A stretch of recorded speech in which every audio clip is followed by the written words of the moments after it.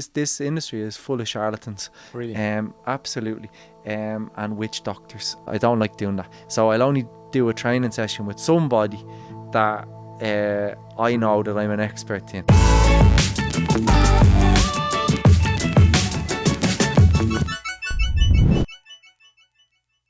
Ladies and gentlemen, welcome to the Heysal podcast. After this episode, you will be fit as a fiddle because today I have on the show Gary Cassin from Ireland, who's running a gym here. He's a personal coach. He does boot camps all over the place. Welcome to the show. Thanks. How are you, man? I'm good. Happy to be here. Looking forward to it. Oh yeah, me too. Yeah. I have so many questions for you. Here we go. Question number 1. So, first of all, what are you doing in Rome? Why are you here? Good question. I'm here up on 7 years now. Next month will be. Wow. Yeah, I have a personal training studio here in Rome, and I've been running that for the last nearly 2 years. Mm-hmm. Before that, I was a personal trainer here in Rome, working out of a gym at Termini. And before that, when I came here first, I did the usual expat thing. I was teaching English and working in an Irish bar until I found my feet. Yeah, of course. I mean, you know, it's the way, isn't it? It's the way they kind of get your way into the country, especially if you're Irish. And as soon as I was confident enough with my Italian, I went down the path I wanted to go down. Mm. Yeah. So what made you decide one day to leave? Where are you from in Ireland exactly? I'm originally from Dublin. A good question. I'm from Dublin, but I moved to a place called Longford when I was 14. Okay. Longford is like the Molise of Italy. It kind of doesn't exist. Kind of exactly. Yeah. It's a small county in the centre of Ireland. All right. So I think you asked me what brought me here. Mm-hmm. I came here originally just to learn Italian. Okay. Yeah. Parli italiano? Sì. Bene, Sì, ottimo. con un accento irlandese, però Ottima cosa. mi capiscono. Basta così. Yeah, so I came here to learn Italian. I was living in Ireland and I was working in Dublin. I was working as an intern, and I'd always wanted to be when I was in university or college, I'd wanted to do an Erasmus, but I found out about it too late. And I was always jealous of the people that did an Erasmus. And then I was in a coffee shop in Dublin, and I was reading an article in the Irish Times, and they were the journalist, I can't remember who it was now, was lamenting the fact that no Irish people could speak 2 languages. We could only speak English. And you know, I was saying that we were a disgrace. Even Irish. I mean, yeah, we study Irish all our lives in school, and we still can't speak it when we leave, but that's another day's discussion. And I remember reading this article and thinking, you know, he's absolutely right. You know, we are, you know, it's a shame that we can't, you know, he's comparing us to Sweden, Norway, Germany, the Netherlands that have about 6 different languages. And I remember reading it thinking, you know, he's right. And I promised myself that day, I said, the next time I read an article like this, I kind of want to be on the smug side of the argument, where I can say, yeah, that's true, but at least I can speak 2 languages. Right. So I had a tiny bit of Italian because my ex-girlfriend from college was Italian. She's from Basilicata. So I had a little bit of Italian. What I thought was Italian was in fact dialect. But anyway, so I decided to come to Italy for 2 months. And 2 months has now become 7 years. Sounds like a classic story. Yeah. Yeah, 7 years. Because when I came here then, I met Claudia, who's my now wife. And yeah, she took away my passport. That's nice. She took away your passport? Yeah, she took away my passport. And I'm only joking. So you started this gym and you do these boot camps, right? Yeah. So I've been doing the boot camp for the last... I'm guessing now probably about 4 years. I started working as a personal trainer in a gym called Health City at Termini, and I was working there for 4 years because I had tried to do boot camp, and I tried the concept 4 years, not more actually, sorry, about 5-6 years ago, and there was no take up to it. I mean, because Italian people didn't know what Bootcamp was. They didn't understand the concept, so it was very difficult to market it. Right. Now, I had Facebook pages. I had put up posters in my neighbourhood, and I never heard anything. But then, thankfully, through a couple of my clients that I had in the gym, I brought them outdoor, and from 3 people, then it started growing. There was a little bit more interest because people were seeing what we were doing, and they were curious. So it kind of snowballed from there, thankfully. So in case my mom's watching right now, what is a bootcamp exactly? How would you explain it? Bootcamp is just it's outdoor exercise. Okay. I mean, it's not exactly a boot camp either. If you had to follow the traditional boot camp, a boot camp is basically the American Army have a boot camp. It's like a training. It's like a training session that the American Army do. So it's really intense. Pretty hardcore, right? Yeah, and you do it on a beach, and basically it's the typical attitude of blood, sweat, and tears. You know, it's a little bit less intense than that. So it's outdoor exercise. So you're using your body. You're using bodyweight exercises. You're doing a little bit of running, a little bit of cardio, and exercises like that. You know, yeah. Okay. And so, well, first let's start with you opening the gym. Yeah. Where is the gym right now? It's beside the Colosseum. It's on Via Labicana. So it's about 7 minutes walk from Metro Colosseum and Metro Manzoni. So it's bang in the middle of the two lines. Yeah. So from an entrepreneurial point of view, opening a gym in Italy, how was that experience? Next question. Next question. It was a nightmare. Okay. Nightmare. It really was. The reason it was a nightmare. Sorry, I'm laughing. I don't think it's funny, but it's funny because everybody I'm asking about it is. Yeah, really, I'm laughing now because I succeeded. Not happy about it. But there were so many times when I just about thrown the towel in. Right. And Claudia, my wife, who's the rock, she was, let's just continue, because everywhere you go, someone will block you and they put you back somewhere else, if that makes sense. So it's like if you go anywhere and you'll say, okay, well, Sal told me to come to you to find out what are the requirements to open a personal training studio, because you're using the word gym and it's not a gym. And I can't say gym because a gym is open to the public. Okay. What I have isn't open to the public. You can only come by appointment. Okay, which means it's closed. So you can't just walk in now and exercise. It has to be because you have an appointment with me, because I'm training you at a specific time. And I got the concept on my honeymoon when I went to. I was working as a personal trainer, as I said, in the gym, and I was paying the gym to work and use their space. And I had a good client base, and I was working a lot. And I went to Australia on my honeymoon 3 years ago, and I saw all these small little kind of boutique gyms that were just personal training studios where you could come with a private appointment and you go in and you do your session there, and that space is yours. So you don't have to fight for a machine, you don't have to queue, you don't have to look at other people if you don't want to, because it's just you that's there.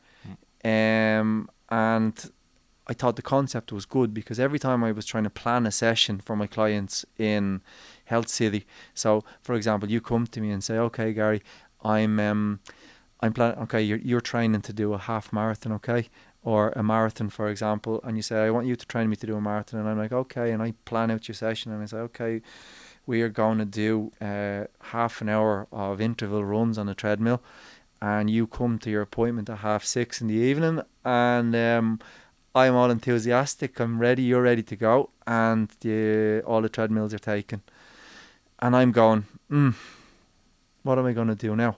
Because the session I'd planned wasn't the session that we can do now. So I had to improvise a lot. And I don't like improvising, because if I'm improvising, it means that you're not getting the best training in the world, because I'm having to improvise based on what's available. Whereas what I have now in the studio is I plan a session and I do that exact session to the plan, because I don't have to ask somebody, can I use the equipment? I don't have to ask somebody how long are they going to be on the I don't know, the treadmill or how long they're going to be with a 5 kilo dumbbells, for example. So in that respect, it worked. And was that the main reason that you decided to start your own gym Yeah. in Rome of all places? Or were there also other reasons that you felt like you didn't want to work there anymore in this place? No, there were no other reasons. Basically, I was working there and I was liking it. Excuse me.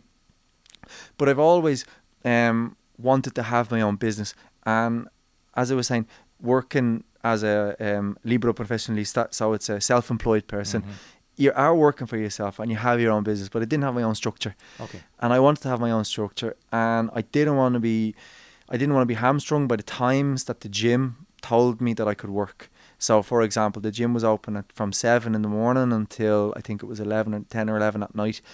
And I said, okay, if somebody wants to do a training session at 6:30 or 6 o'clock, which I do, I couldn't do it. And so I wanted to be in control of my own destiny in that respect, and I wanted to be able to provide a better service to people. But sorry, I'm after going off on a tangent. You asked me about setting up the business to begin with. It was tough because a personal training studio doesn't exist in the eyes of the Comune or the eyes of heysal. Okay, so when I went first, just because the good thing was that I was already working and I was already a personal trainer, so I wasn't desperate to wait, or I wasn't desperate to open, which is why I could have a little bit of patience, because this was 3 years in the making nearly, because it was like, as I said, I saw it was 3 years ago in August that I first saw the idea of a personal training studio. So since then I've been looking into it and doing my best to keep going forward with it and progress. And as I said, so I went to the Comune and I said, look, I'd like to open a personal training studio. Can you just tell me what I'd have to do? And they're like, yeah. And they were like, palestra. And I was like, no, it's a personal training studio. And I was like, no, it's not a gym. It's a studio where I train people individually, like a gym. And I was like, no, it's not a gym, because I know that if you have a gym, you have to have a certain space size. You have to have X number of showers, changing rooms for the number of members that you can have. You need to have male and female changing rooms. You need to have personal changing area for the staff. You need to have a reception area. You need to have certain ventilation. You need to have there's a huge big list. No, but it's good, and I mean, it makes sense. Things like that makes 100%. They make sense, because it just means that, for example, in this small room now, you can't call it a gym, which is good, because again, it means that you have a list of requirements. If you fulfill those requirements, technically you can have a gym, which I agree with. But what I was trying to explain to them, that it's not a gym. So if I'm doing a personal training session with you, Sal, there shouldn't be the need to have a female changing area, because you're not female. So, and again, and I was always pushing them down the yoga studio model. I was like, could just imagine it's a yoga studio, because I was always asking myself, how is it possible to have a yoga studio where they don't have toilets, they don't have changing rooms in some of them, they don't have any certifications on the wall, how are they open? And I was always asking, and nobody was able to tell me.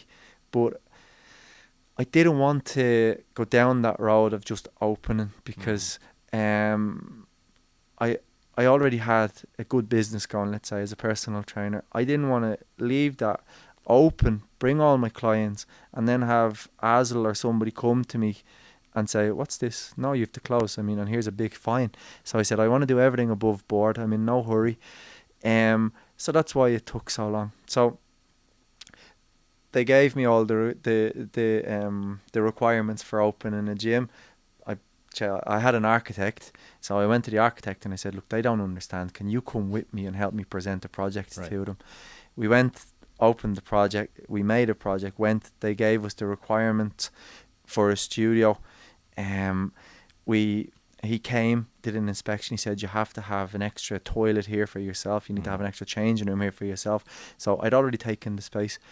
Long story short, we did all the building work, spent a fortune, equipped the gym, because we had to restructure everything, the floor and everything, put in an extra toilet.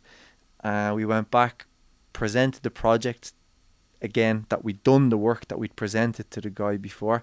We went in January, and the guy that gave us the okay had retired. No. Yeah, he'd retired.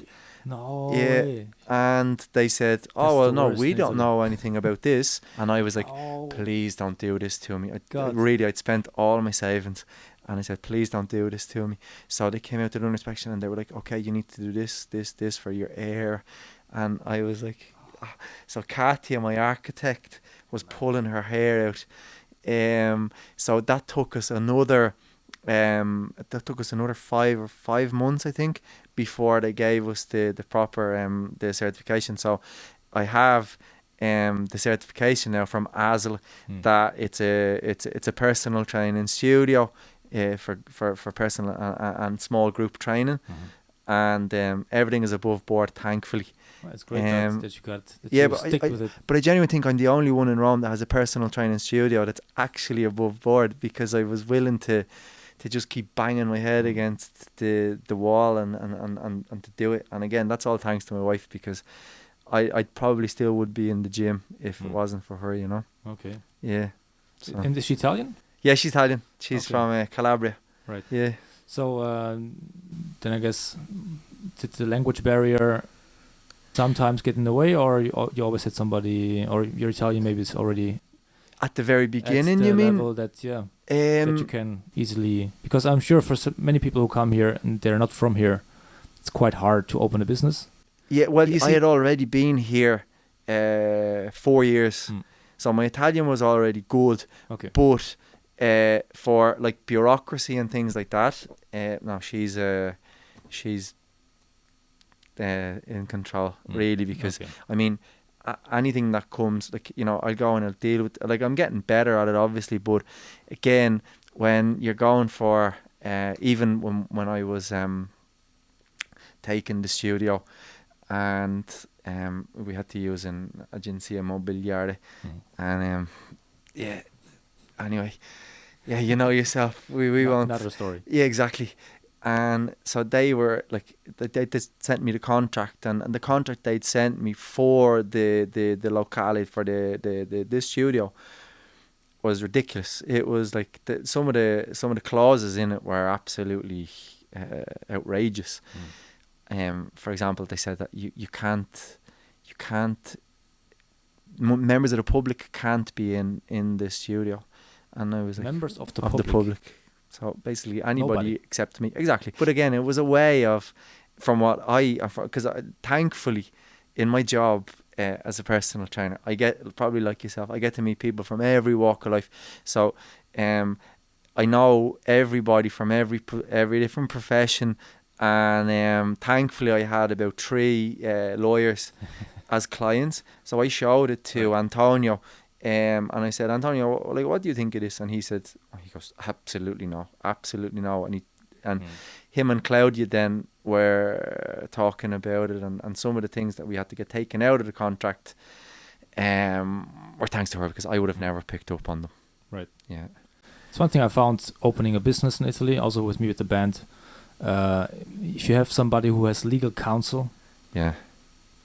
or you should not try to attempt it probably without somebody who has some legal knowledge. Absolutely. I mean, Otherwise, if they screw you over, or you can't bullshit or you make people. stupid mistakes, Yeah, that it's then true. it gets expensive when you have to maneuver out It's of true. them, and you know, Yeah, it's very true. especially in Italy, and especially losing somebody, because here everything works with personal relationships, right? Yeah.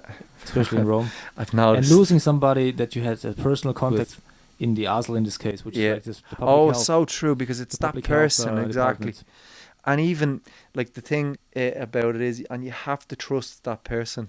You have to trust that person is Right. going to still be there, you know, because I even know, I mean, any expat that's listening to this will have experience going to get your residenza, or going to get your, I don't know, thankfully I don't need one because I'm in the EU, but permesso di soggiorno, attestato di soggiorno, carta d'identità.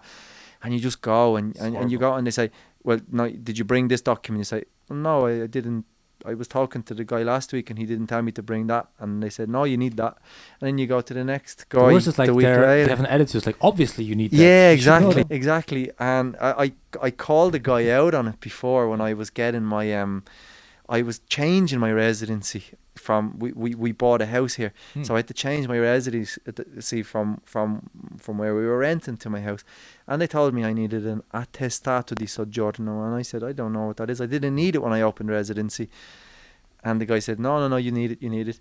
Then I went and I got it, and it took me I think 2 months, because you know you have to get your ticket, and came back, went to a different guy, and he was sitting beside this guy, and I said, so you need the attestato di soggiorno, and he said no, ma che c'entra, and I said your colleague, this guy here, told me I need this, and the two of them had a little bit of a verbal fight, and I felt, I was a little bit vindicated because he got told, but yeah, anyway. You should send him to your gym, to your bootcamp. Should. Yeah. Well, then I wouldn't be very nice to them, you see. Yeah, true. Took my girlfriend 2 years to get a residenza, and she's a EU citizen. Really? 2 Why? years. Well, it's a long story. I'm going to tell it to No, a different time, that's but absolutely fine. it's incredible. Passed on from one person to And another. where is she from? Online system's not working. She's Dutch. Dutch, okay. Yeah. Should take 5 seconds, Of course it should. Yeah. I don't think in Ireland you need it either. I mean, if you move to Ireland, as far as I know, you don't need you don't need to get residency because it's Really? the EU. You need to get a PPS number, which is your codice fiscale. But as far as I know, you don't need to declare where you live. I mean, I never told Ireland I don't live in Ireland anymore. I mean, you don't need to. I'm saying that now, and somebody will tell me otherwise. Just to go visit? Yeah. I go home quite often. I go home 3-4 times a year, maybe. Wow. Yeah. So I was back home at the beginning of August. My little sister had her 3rd child, so Wow. I went to visit little baby Charlie. Nice. Yeah.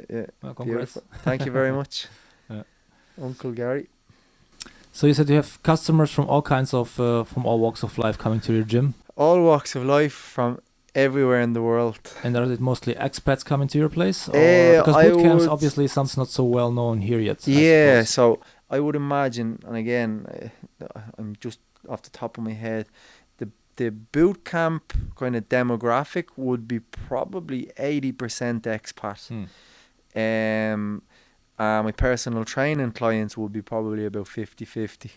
I'd have it'd be about 50-50. I have more expat clients now than I did when I was working out at the gym. Because obviously when I was working out at the gym, the majority of people that went up there at Termini were Italians. So believe it or not, my Italian has probably gotten worse because I went from speaking Italian for about 50% of the day to now speaking Italian just with my wife, really, or Right. a couple of clients. I'd have about 6 clients who I speak Italian to, and that's it. Yeah. It is really the risk when you're an expat and you're abroad. I mean, you're lucky that your wife is Italian, obviously, because Yeah, very lucky. you can probably also For many reasons. family and friends. And, Yeah, true. But it's very easy to get stuck in a Oh, bubble. absolutely. I totally agree. And I made sure, you see, I came here, as I said, determined to learn Italian. And I'm the type of person that when I want to do something, I try and do it as best as I can. It's probably a good feature for a personal trainer. No, it is a good feature, but it's also a bad feature because if I don't think I'm going to be able to do something really, really well or to 100% of my ability, I just won't do it. Really? Yeah, and again, that holds me back. Like, for example, I'm a terrible swimmer, as in I can't swim. And that's embarrassing. And the reason I can't is because I don't have the time to dedicate to myself to be able to go to the pool very often. And if I want to learn to swim, I want to become good at swimming. I know I don't have time to become a good swimmer, so I just don't do it, which is ridiculous. And I know it's ridiculous saying it now. And again, it's about, I was saying before about learning the Irish language. So I have a little bit of Irish from my school days. I really am determined to learn Irish. I don't have the time, so I won't even open a book because I know I'm not going to be able to dedicate as much time as I want to dedicate to it to become fluent. So instead of just becoming okay at it, I just avoid it. So you're really full on with anything that Kind of, basically- yeah. So, yeah. But what about the concept of, because I'm a big fan of like slow progressive improvement, self-improvement. So basically every day I try to do something that improves what I do compared to my past self. Oh, absolutely, or work on something that my future self is going to be happy about. It's going to thank you for. Absolutely, anything. Exactly. It could be something tiny. Opening a book, learning one new word in Irish. You're right. No, I totally agree. And listen, I know this, but then it's about doing it. And I'm like as you said before we started, you're like, oh, you do this, you do that, and kind of people, they see what you do and they put you up here, but they don't realize that you're just human as well. And they think, oh, it's easy for you because of this, or for me it's difficult because of that. But it's not true. It's because, as you say, I make excuses. That's a huge excuse what I just made. And I mean, I as you, I try and not make excuses, but I'm human. I do. I make excuses. As you said, I have an Irish book, and in the studio, I bought it, and I thought, okay, 10 minutes a day. I do 10 minutes a day. You should try Duolingo. Don't even do you use apps? Duolingo. My wife got Duolingo because she wanted to learn Irish as well. And no, I have Duolingo on my phone. I still haven't used it yet. Because it's all about priorities, and it's all about kind of a push and pull factor, it's all about managing your time, because time is money, as in I don't mean literally money, but it's about prioritizing your time. It's like, okay, I could do that, but I would rather run for an extra 10 minutes, or I would rather do something else for an extra 10 minutes than do that. But again. And then I say I don't have time. But I do have time. Everybody has time. Well, then, speaking of time, what does a typical day in the life of Gary Cassin look like? Good question.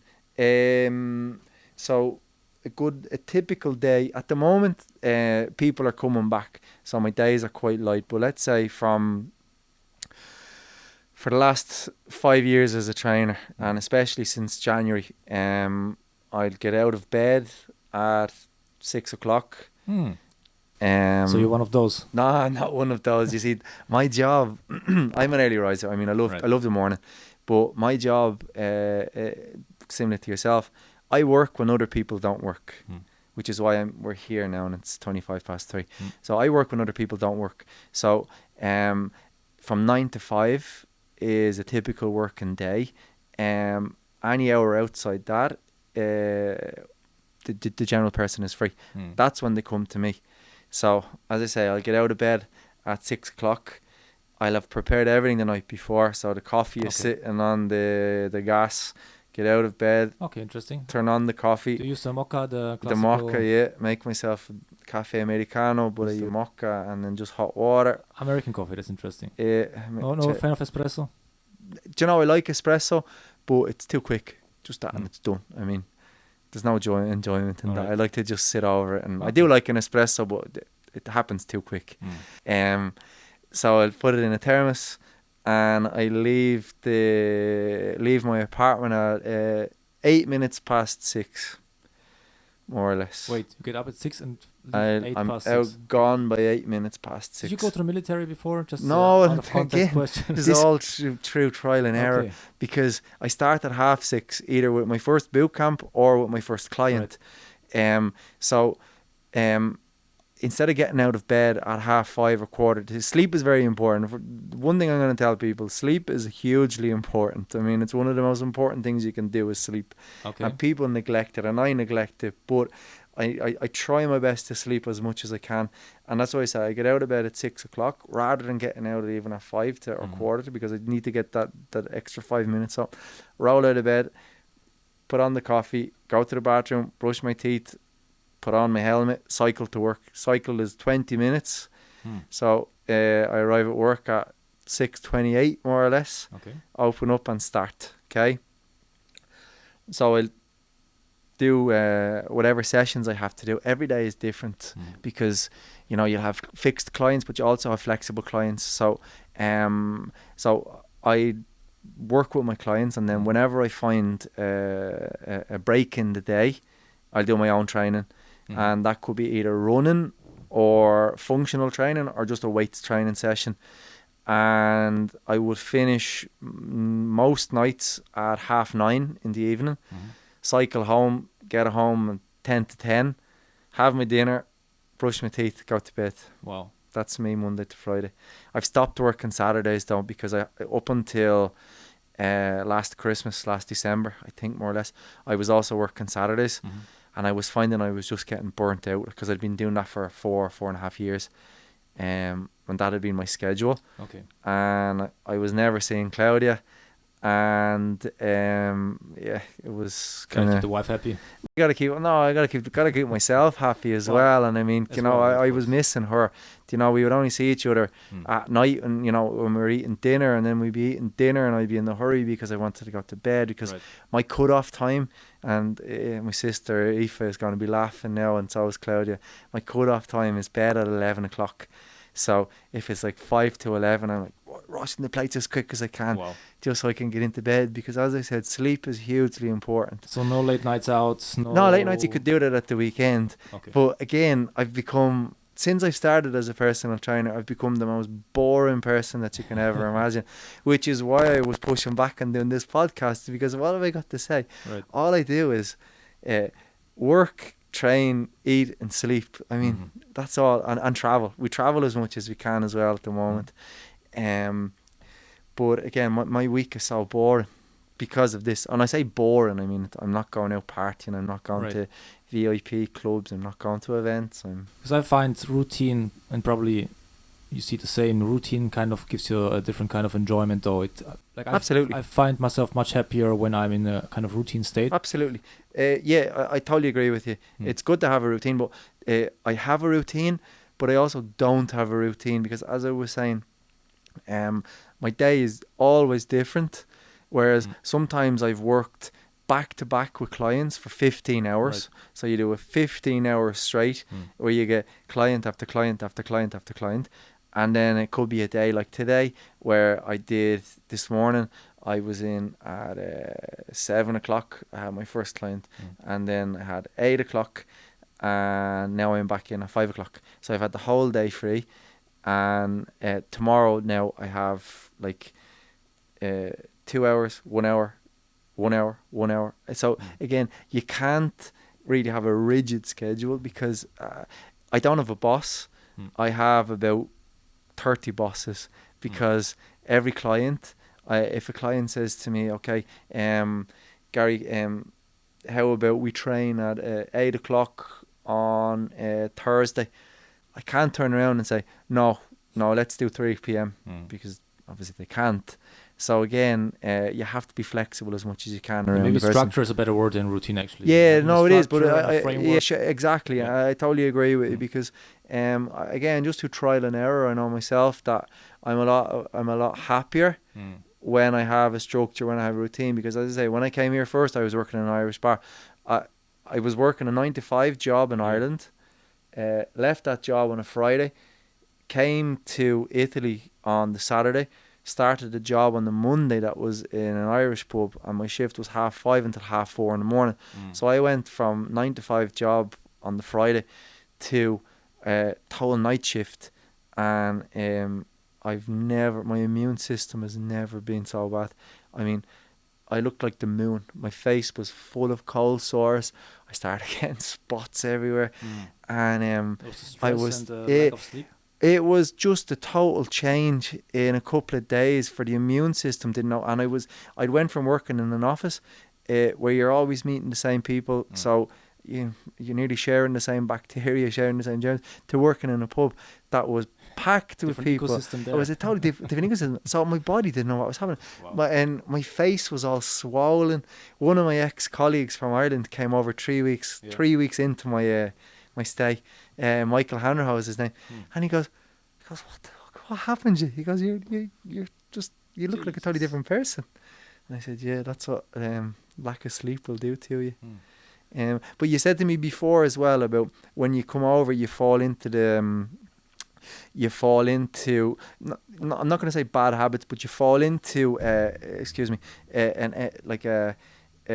comfortable environment, which is what everybody does.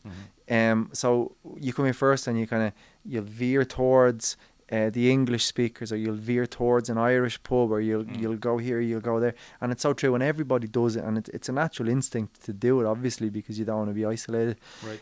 But I came here first to learn Italian. That was my number one objective. And as I said to you before, I was focused on learning Italian.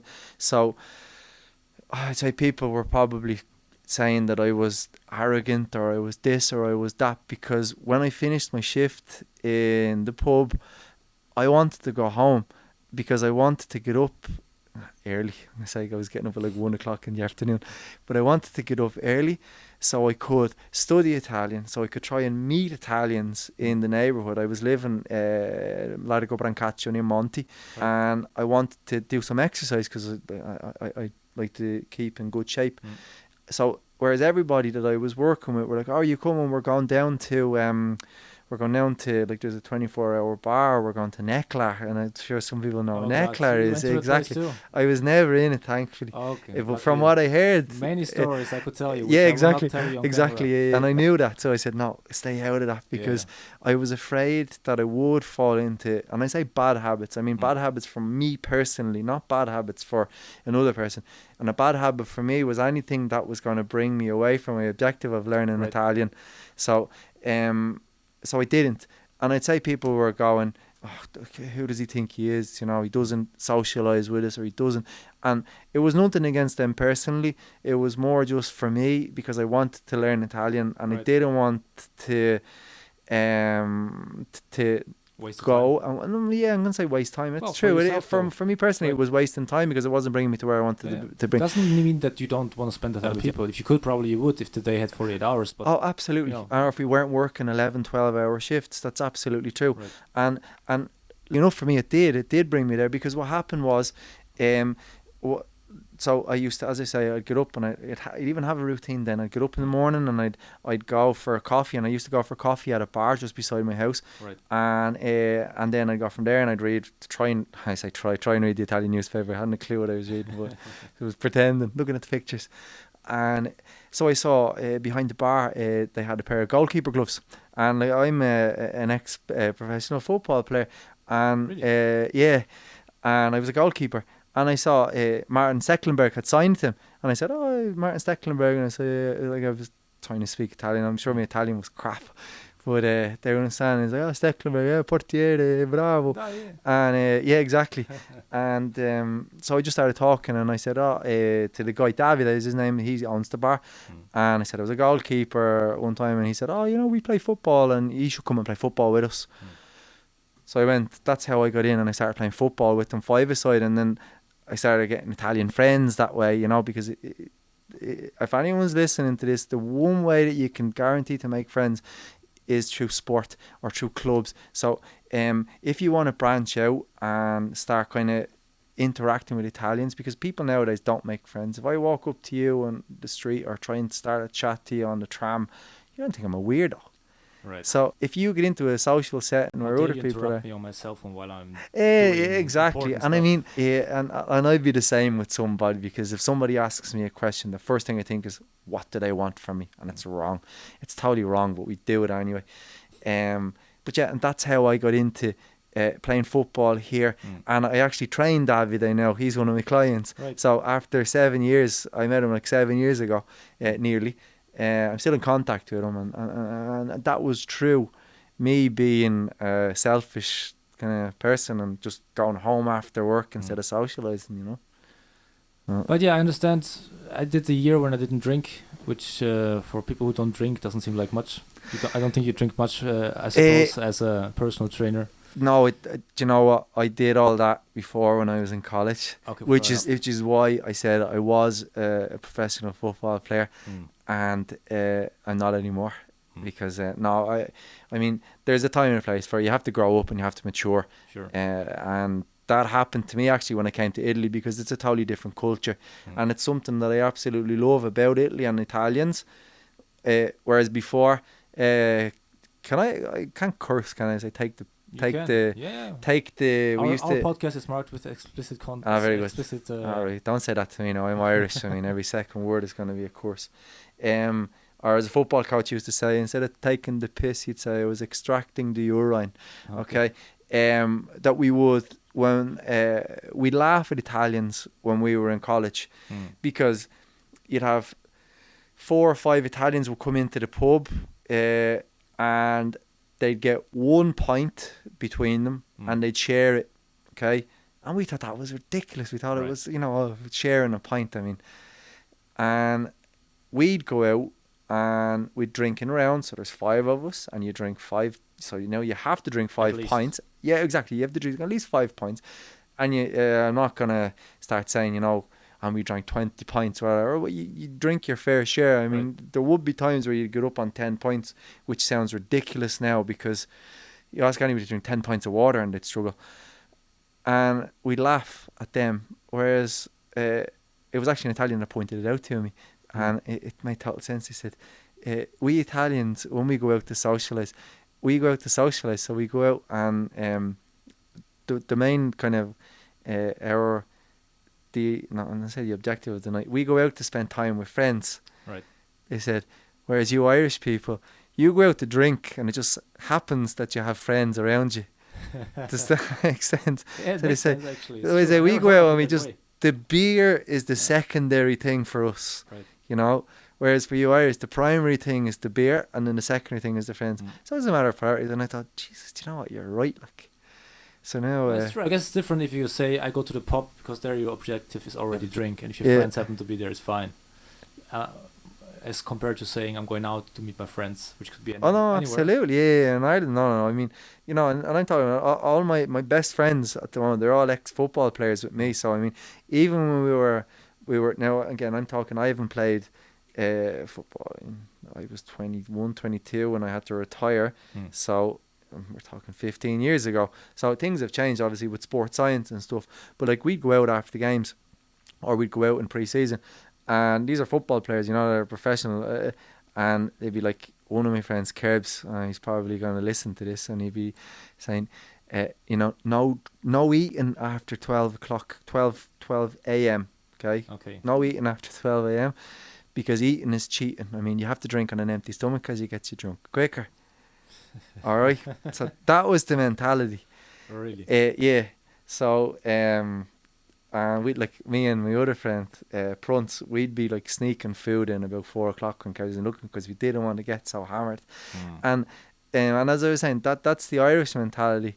And again, and I'm not saying that that's wrong. It's just that since I've lived here, I've kind of changed focus until I go home again. And then when I go back home, it's the same thing. I'll go into rounds with my friends. It just means that I'm the lightweight that's holding everybody up because I'm drinking a little bit slower than. Right.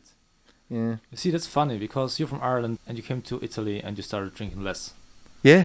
I was raised in Germany. I'm Italian, but I was raised in Germany. And I started drinking when I came to Italy. Oh, yeah? Oh, yeah. What age were you when you came here first? I must have been around... How old am I? 20, you want me to guess? 24-ish. Okay. 25. Okay, no, so you were an adult, okay. Yeah, I didn't drink much in Germany. It all depends on your friends. I got introduced into the Irish world in Rome. Okay.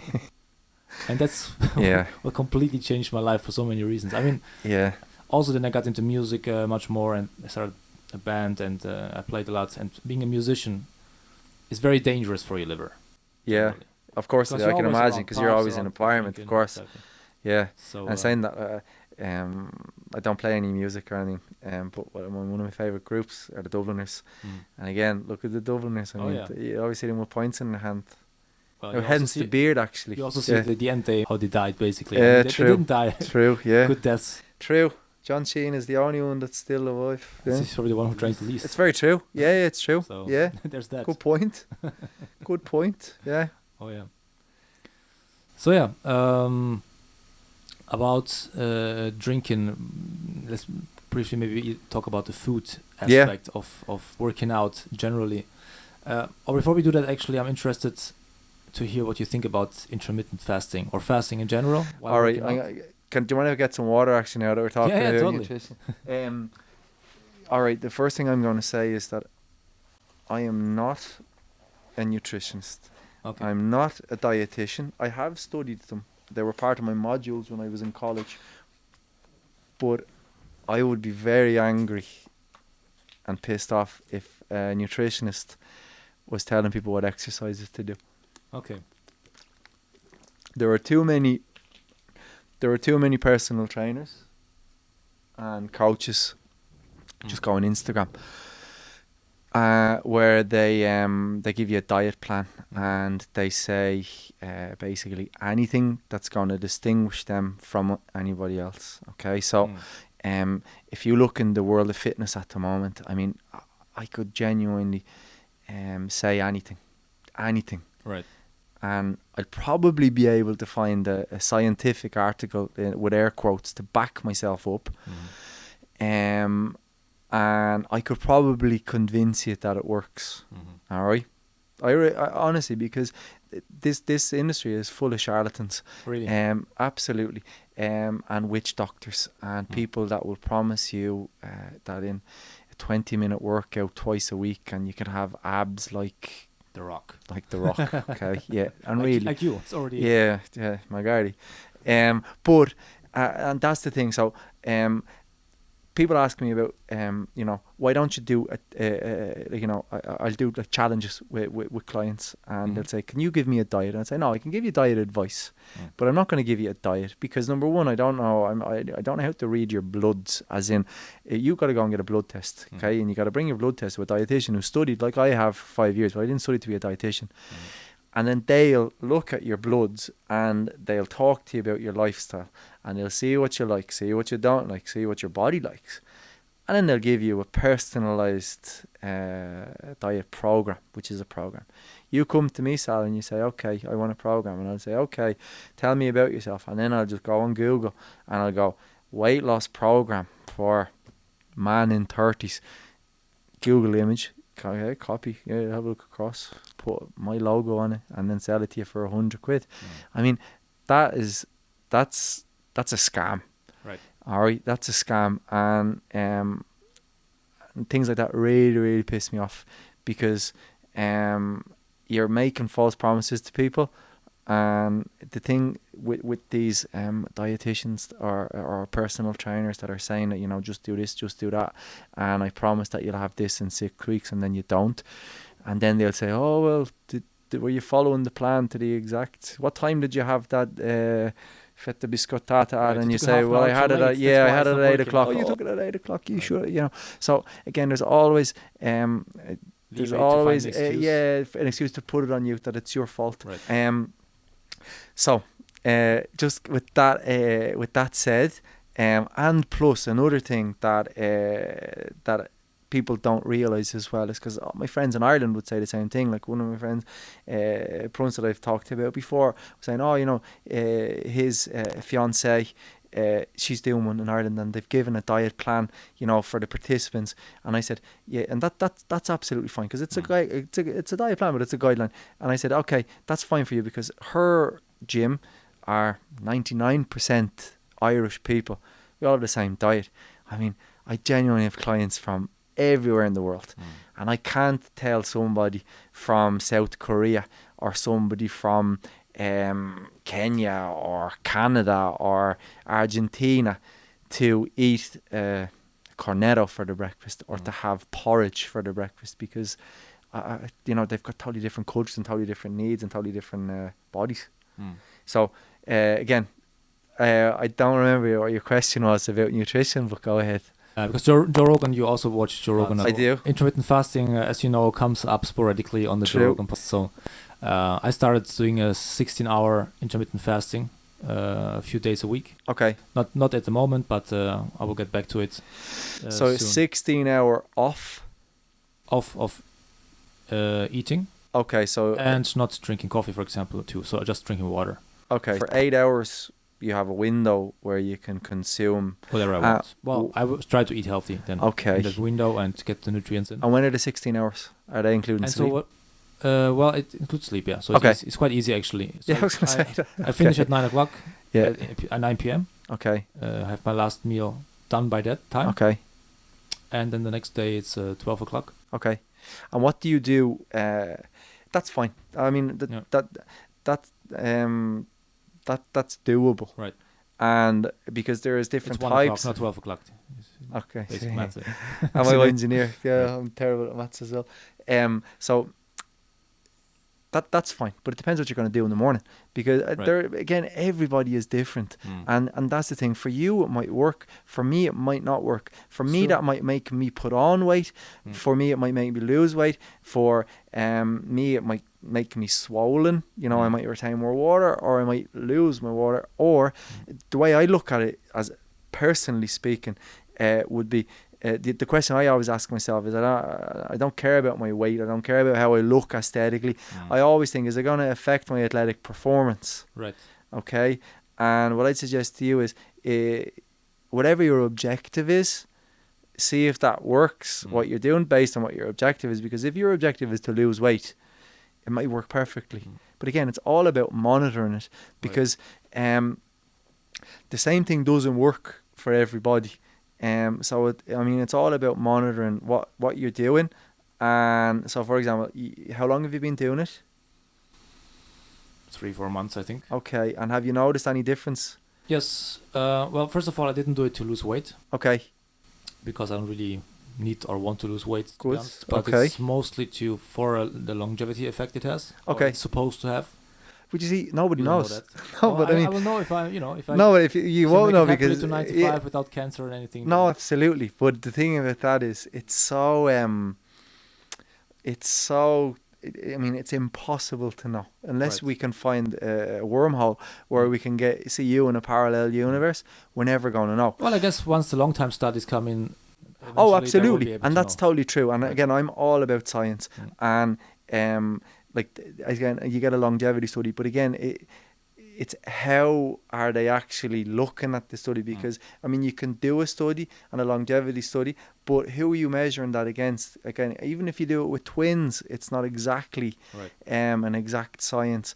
But what I would suggest is, if you feel good, if you're going where you want to go. Now, your one is difficult because it's a longevity thing. Okay, you wanna be healthier. Right. It's also an activity thing though, because I feel like I'm more mentally focused when I do that. Okay. So the getting out in the morning and getting the system running in the morning, which can take a bit, because I don't sleep much either, which doesn't help. Okay. As a musician, very often you finish playing at 2, 3. Yeah. Finish playing at maybe 12:30, 1 o'clock, but then until you're done, removing all the gear got stuff. a lot of adrenaline as well. Home, it's 3:30. Yeah. Sometimes, and then you have to get up. I have to get up anyway quite early myself again for other stuff. So yeah, there's so much sleep. But with the fasting, I find it my mind is very focused. Well, as I said, if it works for you and it brings you where you want to go, unless, like for example, what you're doing, intermittent fasting, there has been some evidence to suggest that it works. Okay, yo-yo diets, fad diets have been proven to be bullshit.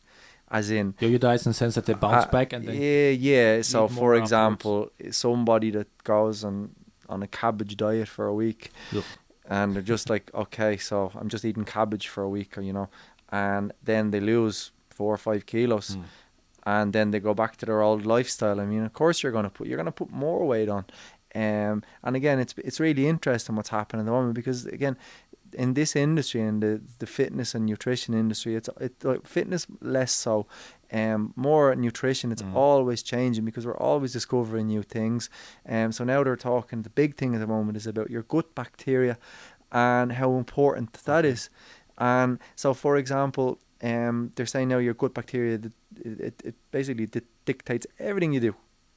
Everything you do, from everything you do. Good bacteria, what does it mean? Good bacteria is basically the bacteria that's in your intestines. So if you have good bacteria, again, I'm not an expert, and I'm going to go really on the surface of this. Right. If you have good bacteria, you have a healthy environment in here, the food will be digested properly.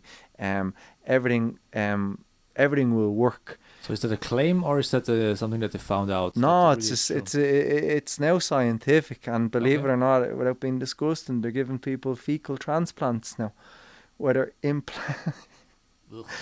implanting other people's feces in other people's intestines, healthy, so that it helps kickstart that area. Because again, you have to have a healthy environment here. If you're only eating the same foods all the time, you don't have a very diverse environment. So certain bacteria will take over and they'll dominate. So again, and some people might be putting weight on, and you know, you meet people all the time that are overweight, and other people that are well overweight, and I'll ask them, what are you eating? And they'll say, you know, well, I'll have a salad and I'll have this, and I think, oh, God, it doesn't weigh up. Again, this whole thing about calorie in versus calorie output, it's been proven that it's not true. It's a lot more complex than that.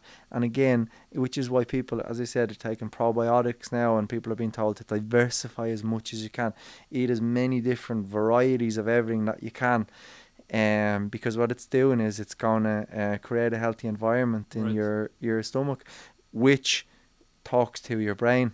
And I mean, there's a lot of evidence coming in now and saying that that's the future. Huh.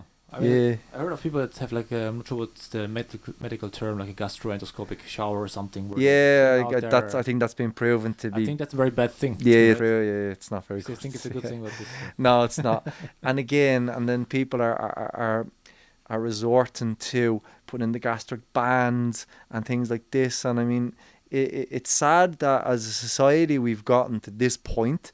Where people are trying to make their stomach smaller, or they're trying to do everything they can to try and lose weight, or trying to not consume the calories, and then through desperation they're drinking a lot of, because people, you know, there's so much information out there. People are making mistakes. I mean, people of course think things are healthy, and again, I'm blaming capitalism on it, because we're you know, they're just trying to sell a product. They're trying to sell as much as they can. So, I mean, like if you think of, I'll take one small example as a yogurt. You know, people, and it's not people's fault, and this is the problem. And it's an education thing, and they'll say, you know, I have a low-fat yogurt, and I think, yeah, well, you know, they think they're doing the right thing. You know, low-fat, fat is the devil, but it's not, and because the companies have seen, okay, people, you know, low fat is the devil, so we'll trick people, because what they're doing is they're scamming people, they're tricking people into thinking that what they're having is a low fat, but again, there's probably no fat in it, but they're putting loads of sugar in it, which turns into fat when it goes into your liver, and people are actually putting on more weight than they would if they had a full fat yogurt. But the companies, their marketing campaigns are all about, you know, healthy, whereas, you know. Have you seen that documentary back then? And I'm not sure, it's not a documentary actually, it's more of a lecture. It's very old now. I'm not sure if it's actually true, but it's called The Bitter Truth, or The Sweet Truth or something. It's about sugar. Yeah, there's one on Netflix about sugar. It's a guy at Stanford University. Yeah, I've seen so many documentaries about it. No, trust me, sugar is... But sugar, basically what he's saying is this guy, and I don't remember his name now. I wish I had a Jamie here and a computer pulling up stuff on the screen. True. But basically what he's saying is that sugar is basically like a poison. Yeah, it's exactly. I mean, it's addictive. I mean, I'm addicted to it. Oh yeah, it's very... I mean, I'm trying to get off sugar. I can't. But thankfully, I'm so active and I eat well. But I've been trying now for the last 6 months. In the morning, I'll have 2 cornetti with a coffee. That's like a second breakfast. Like and integrale, like full wheat and no, but you see, this is the thing. Again, with regards to these things, I try to be. I'm human, okay? And again, I'm not. I follow like a Mediterranean diet, but again, I have my vices. And like this morning, I had ciambella. And I had treccia. La nonna. Yeah, Gary. But and this is the thing. But I've been trying for months now to stop, because I know it's not good. I've been making granola and I've been doing this, but it's just pulling me back in every now and then. Ciambellone in milk is the worst. No, ciambellone, no. Ciambella, just sorry. a ciambella. Okay. Yeah. No, ciambellone. That's very addictive. Yeah, that's true as well. Yeah. And again, sugar is a drug. Oh, I mean, we're addicted to it. The only sugar that you should really take and you should eat is fruit. What's naturally, eat the fruit. Again, don't drink fruit juices or anything like that, because there's no fibre in it. I mean, by chewing, you got to go into your stomach and you got to digest it. Whereas with juices, you're just drinking it. It doesn't have to, your stomach doesn't have to do anything. Your stomach opens, it goes down into your liver, and then your liver gets overwhelmed, and it says, I can't cope with this. Go, store yourself as fat, and I'll deal with you another day. And again, people think, juice is good, because we've been told it's good. And then you got, again, and do you know what? It'll probably come out next week that juicing is brilliant again. Who knows? You just don't know. You don't even know who's paying scientific research as well. Well, it's one thing that you should always check. Yeah. If it's Coca-Cola, probably it's bad. But it's true. Yeah. But as we said before, probably diversity in what you eat is probably a good thing. Generally. Absolutely. So if you only drink fruit juices, if you have a fruit juice once a month or twice a month, there's no problem whatsoever. Small quantity every now and then, who cares? Yeah, that's why I say to mix everything up. To eat you can't eat enough vegetables. Excuse me, you can't eat enough vegetables. So, eat as much veg, eat a lot of fruit, and then fill in the rest with a bit of carbs, a lot of protein, fats. What about smoothies? Smoothies are nice. Yeah, they taste nice. But again, I'm not a fan personally. Okay. Because it's exactly what I just got to. Okay, with blending it, you're taking out the fiber. Your stomach doesn't have to do much work. So what's happening is you're drinking it. It's just getting digested way too quickly. How dare you? My girlfriend's not going to be happy about this. Yeah, I know. Don't make many people happy. There's some people that are saying, yeah, he's right, and then other people are saying, what is he talking about?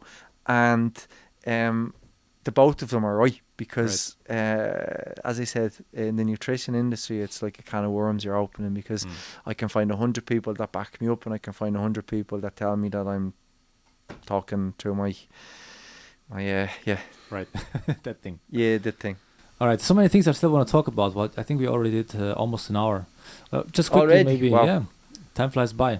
But one thing I'm interested in is since I started doing martial arts on a very low level. Because, so if you told me that at the beginning, I would have been nicer to you. But so the personal training you offer, does it cover basically all kinds of different what you call it? Yeah, I get you. Because basically genres, and so does. Do you also train martial artists and people who are? So again, this goes back to what I was saying before about complementary kind of workout, to what they do. Yes and no. So basically, it's exactly what I was saying to you before about giving people a diet or taking something off the internet and putting it as my own. It's the same with me as a trainer.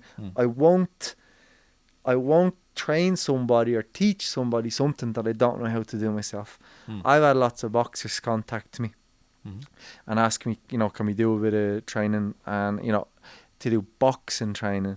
Boxing training though. Yeah, all right. So I've had people come and say, can you do boxing training with me? And I'm like, no. I said I could pretend, because I've worked with other personal trainers. When I was in the gym environment, there were 22 of us, 22 personal trainers in the one gym. Wow. And I saw some of them doing training sessions with their clients that they hadn't a clue what they were doing. But thankfully the client knew less than they knew, so they could bullshit. Right. I don't like doing that. So I'll only do a training session with somebody that I know that I'm an expert in, and that would be functional training, bodybuilding type exercises, traditional bodybuilding stuff for muscle growth, functional training, any type of. Thankfully, we've got through over an hour, and you haven't mentioned the word CrossFit. A CrossFit style workout, and I say CrossFit style, which would be like high interval training, and for athletic performance. So basically, what I try to do with people, if they come to me and say, I just want to be better, I want to be fitter, I'd always push them towards being more athletic, having a more athletic physique, as opposed to looking like your traditional bodybuilder that has huge big shoulders and a big biceps and a big chest, but couldn't run 500 meters without breaking down. So what I try to do is I try and get people that are both cardio strong, which would have a good resistance, to have good cardiovascular strength. They're strong and they have good endurance. So they both look good, they look athletic, they look like they stay in shape, but they're able to perform their day-to-day tasks without running into difficulty, you know. So if I come in as a martial artist, but I want to do some complementary training in the sense of not doing martial arts, but I want to be as I said, fit when I go back then to the... And as I said to these boxers, I said, look, I can get you fit, but I can't teach you technique, if that makes sense. So I can get you flying fit, I can get you boxing fit, but to how to throw a punch, or for you, how to do whatever you're going to do, no, I'm not very good at BS. Yeah, so I mean, I'm not that good of a talker. I prefer to do things rather than talking myself up. All right. So if somebody wants to sign up to your gym or to your say lessons in the gym, because it's not a gym technically. Yeah, to the studio. The first thing I say is it's full of normal people. You know, there are so many people. And it's probably me, because from the races that I do now, with the Spartan races, people see the photographs and they get awesome, by the way. They get scared, and the photograph can, you know, like Game of Thrones style. And the beard helps as well, and the mud. But again, these photographs paint a different picture than the reality. You know, people will see me training like this. There's me, the athlete, and there's me, the trainer. And believe me, David is a lot more severe than I am. All right, David looks like butter wouldn't melt in his mouth, but he's an absolute animal. So, so there's me, the trainer, and there's me when I'm training, which is why I'd very rarely train with other people. I much prefer to train on my own because it's my time to myself, and it's just a bunch of normal people. As I said, the majority of people are expats. We do a little bit of everything. Again, it's all functional training, a little bit of cardio, kettlebell stuff. I saw the bicycle. Friendly, there, the assault bike. Assault. Assault, okay. Yeah, it's an assault bike. That uses like it's an ergometer. So you're basically, there's no levels on it, no nothing. You're just basically pushing against yourself and pushing against air. What's the record right now? And you just do intervals on it. The record right now is Martin Farron. He's done 15 calories in 16 seconds. Which is, I mean, that's in your gym or phenomenal. No, that's in my gym. Okay. Yeah. Okay. It's phenomenal. I mean, he's a monster. A monster. I mean, I don't know how he does it. Anyway, incredible. But yeah, so as I was saying, it's a functional training in a friendly environment, and that's why I was saying I like the CrossFit concept, but what I've taken is the CrossFit concept, and I've taken the things that I like, and I've kind of discarded the things that I don't like. Some of the things that I don't like about CrossFit is that I feel it's too competitive at times for the general person, and but the exercises and the camaraderie are what I really liked about it. So what I've tried to take is some of the exercises, some of the ideas, the camaraderie, but I've tried to make it in a less competitive environment where you're just basically training for yourself with others, as opposed to being against others. Right. And I find so far that works. So as I say, we're pretty full at the moment. There are still a couple of spaces, but I only accept maximum 10 people per session. Okay. So luckily, so far in my 5 years, I haven't had to do that much advertising because there's good word of mouth at the moment. Right. Long may it last. Are there any outdoor activities coming up anytime soon? Yeah, I have. So I really wanted to go to the Abruzzo one, but I played with the band, so I didn't. I do some fitness kind of retreats as well. So yeah, we've gone on. We've a couple where we rented a villa in Abruzzo and brought 14 boot campers away, and just did a weekend of fun kind of boot camp team building exercises with a little bit of hiking as well. So I have one of them coming up as well at the end of this month, which is the end, I think it's the 27th of September, but we're going to Chircheo this time. So it's going to be in the sea. So we're going to be doing like sea kayaking and some beach boot camps as well. You should learn swimming though before you do that. Listen, I learned how to float on holidays. That's all. I learned how very to useful float. already. Yeah, Claudia was a good teacher. Learned how to float. Nice. Yeah. Is your website or Instagram? Yeah, website is my name, GaryCassin.com. Instagram, good question. I think it's my name, Gary Cassin 1. We'll put it on the YouTube Do, yeah. description then. Do, yeah. We'll investigate and find out. Yeah, and so yeah, I'm on all the social media platforms as well. So yeah, so far so good. Things are going well. Long may it last. Well, after you finally managed to open up the place in yeah, Italy with hopefully all the Italian bureaucracy going on there. Hopefully, I'm in the process of looking to opening up a second one, like a bigger one, because now the space that I have is too small. So I'm in the process of looking for a bigger place. Wow. So hopefully, now that I know what to do, and I'm not in a rush, it should be a little bit more plain sailing. So that's great. Watch this space.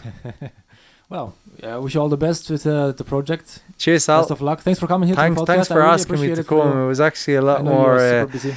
Yeah, it was a lot more. I was a little bit nervous, a little bit more relaxing than I expected. Cheers. Easy peasy. All right, folks. Thanks for listening on Apple Podcasts and for watching this on YouTube. In case you're watching this here on the internets, sign up to the heysal podcast. Subscribe if there's a subscribe button anywhere. Leave reviews, comments. If you leave reviews, 5 stars helps us a lot. And yeah, thanks to everybody for supporting us. Bye bye, everybody. Ciao, ciao.